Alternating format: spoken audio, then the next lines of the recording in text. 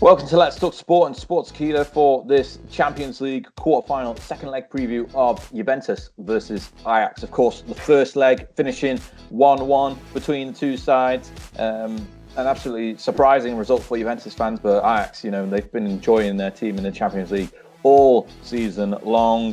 The problem is Juventus have only lost one home game in all competitions this season, and that was all the way back in November. So if Ajax are going to pull off another Champions League upset, they've got to go against the record books as well. But Cristiano Ronaldo rested at the weekend for Juventus. Will be back into the squad here. Nice fresh legs after his most recent injury on international duty as well. Rugani will be back into the starting 11 as well as Chiellini. Looks like he's going to be unable to recover from his injury. And Barzaghi as well is another option for Juventus in that back line too. Do you think these injury problems are going to catch Juventus out? Or do you think, the fact that Cristiano Ronaldo was rested at the weekend, he's going to be nice and fresh and ready to take on the challenge that is the fantastic Ajax this season in the Champions League? I think with Juventus, obviously, the injuries are a concern, but I don't think they'll be a massive concern. Juventus have got the deeper squad than Ajax, so I don't if Chiellini's out, you got Rugani coming in, but you still got Bonucci.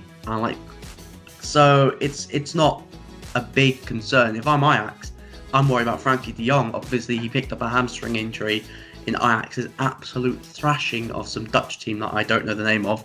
I think that's the bigger concern on the injury front, because Frankie de Jong was superb against Juventus in the home leg. I think that game showed why Barcelona have parted away with £75 million to secure his services. Obviously, Juventus tried to do a job on him by every time he got the ball, they'd press him. So within 25 minutes, he changed his style. He dropped in between the centre backs. He moved out wider to avoid the press. And I think that's really intelligent play by Frankie de Jong. He was easily the best player on the park. But obviously with Juventus, or with this season, they've got the Cristiano Ronaldo factor. They went down 2-0 to Atletico, went back to Juventus. Ronaldo popped up with a hat-trick. So I really want Ajax to go through, because they've really been the fairy tale team. Obviously, the way they took apart Real Madrid at the Bernabeu was delightful to watch. But I'd want them to go all the way, like the romanticist that I am with football. I'd love Ajax to go all the way, but unfortunately, I just don't think that's the case. I think if they were going to win the tie, they should have won the home leg. Because I reckon they'll score at Juventus. I don't think they'll win. I just think Ronaldo, with him being rested at the weekend, he's going to be fully fit and firing. And plus, Ronaldo's goal scoring record from the quarterfinals onwards is absolutely ridiculous. So you can't imagine him not scoring in the Juventus stadium. Yeah, you already mentioned about Frankie de Jong. Huge doubt for this game after picking up a hamstring injury in the 6-2 win against Excelsior. That's the team that you were looking for over the weekend. Huntelaar got 4 goals in that game, so potentially could come into the squad to replace him. But sometimes Tadic starts up front for Juventus as well, and they've got Dolberg too.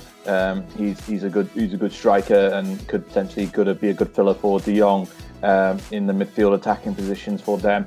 And it'll be interesting to see how Ajax are able to do, because only lost one of the last 17 games in the Champions League, but they may live to regret missing their first chances at the Amsterdam Arena in the first leg. But as you already mentioned as well, they should go into this tie without any fear, because they've already managed to upset one team this season in the Champions League, and that is Real Madrid. And at the same time, just like Real Madrid, Juventus aren't exactly playing their best football at the moment too. So it could be another big opportunity for Ajax to try and get another huge European giant in recent leagues out of the Champions League, and Ajax to rejuvenate their form as European giants. Because remember, they have won the Champions League before in the past, so they have that experience within the club itself. But Luke, can they muster up something against Juventus on Tuesday night? How do you see this game going, and who do you think's going to win?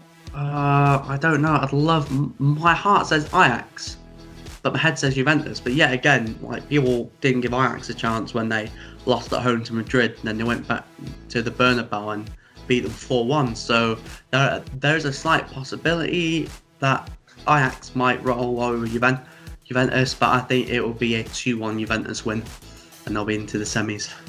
Yeah, I could see Juventus quite easily winning this game too. I think they might get a bit lackadaisical near the end of the game, thinking that the job is done, and then suddenly Ajax get a little bit of a surge in form.